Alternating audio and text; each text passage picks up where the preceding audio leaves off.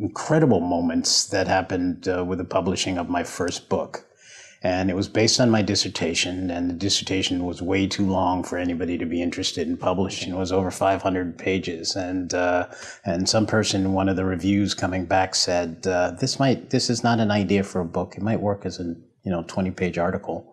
And I went to a conference and met the publisher of the leading series in my field, the University of Michigan Press, and she expressed interest in it. And so I sent the book on to her, and she sent it out to 2 readers. One reader came back incredibly positive. Another reader, and my first book was on looking at comparatively at between Black and Chicano theater. And the second review came back, and reviews for a book are anonymous. And the second review came back incredibly negative. And it was negative in a way that became virtually personal, in terms of the person rejecting it, that this was it was clear from the person that they knew that this book was written by an African American. They were wondering, what is this guy and what business does this guy have writing about Chicano theater?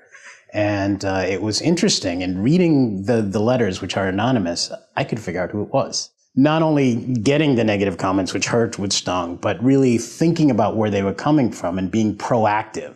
So, I wrote an introduction that I probably wouldn't have written again, saying, outing myself in a sense as this Black man writing this book and what I'm trying to do. And, my feeling of that it was only strengthened by that we can't be, in a sense, parochial, that only Black people can write this and white people can write this or Chicano people can write this, that comparative studies in the place of ethnicity are so critical to thinking about, race transnationally, transculturally, cross-culturally, whatever, about concerns.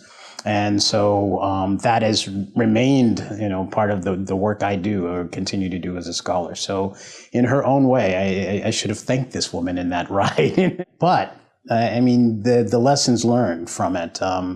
One was that in terms of the part of the book that I had to make stronger was the comparative and the knowledge and really knowing Chicano theater in an even stronger way. I was blessed in the sense that I had colleagues here who did Chicano theater, who knew it, and were Chicano and read it for me and gave me suggestions. So having someone there as a way to sort of turn that rejection to the person, the editor at the University of Michigan didn't give up.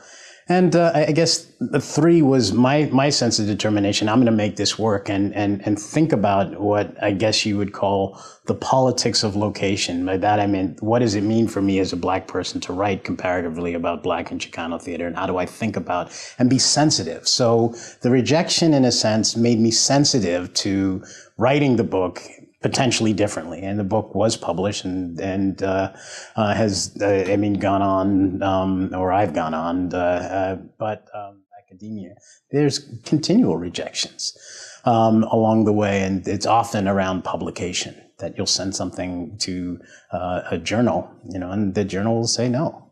And somehow we've got to pick up, and that happened most recently to an article written by my wife and me. And again, we expected that we were both at a career point that this journal would take it, but they didn't.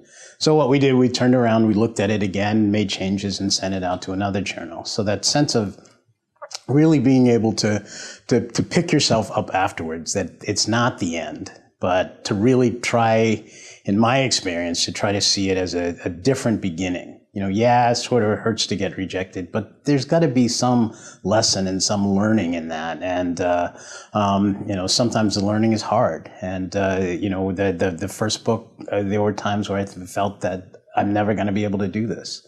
But that couldn't be my end thought. And getting rid of those negative feelings was necessary to make everything else work.